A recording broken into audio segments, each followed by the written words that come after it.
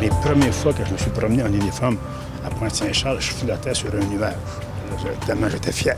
Je suis devenu policier le 4 mai 1959, au moment où je vais chercher mon diplôme que me remettait le directeur de l'époque, Albert Langlois.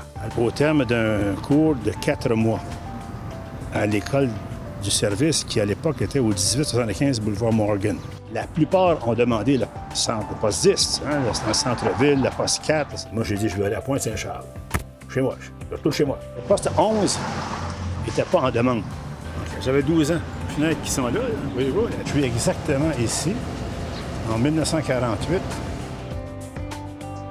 C'est l'uniforme de mon frère qui était policier. J'avais 16 ans. J'ai fait équipe avec mon frère. Le travail de factionnaire, dans ce temps-là, on commençait évidemment à pied. La police était perçue comme c'était un service où le client n'avait pas de raison, là. Mais malgré tout, je pense que les relations étaient bonnes.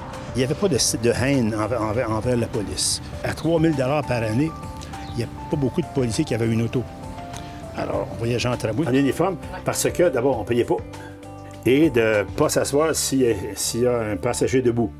Jusqu'en 1966, il y avait un poste de police ici, qui a été bâti en 1866.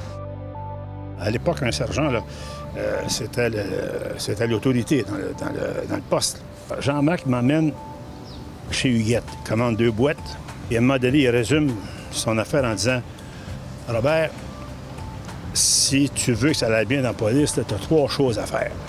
Pogne des voleurs, donne des étiquettes et ferme ta gueule. » Alors, c'était l'Évangile selon Jean-Marc. Ces sages conseils m'ont été utiles tout le long de ma carrière. C'était de la petite criminalité.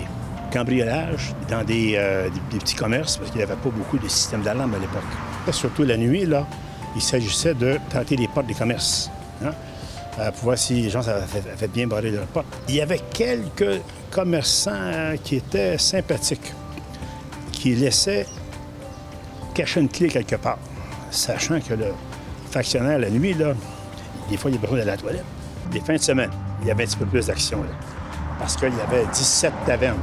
Les problèmes majeurs, là, c'était violence conjugale. J'amène le prêtre ici, et ça, c'était la police de quartier bien avant son temps. Hein. Aller chercher le prêtre pour emmener un prêtre pour l'extrême-onction. On se connaissait.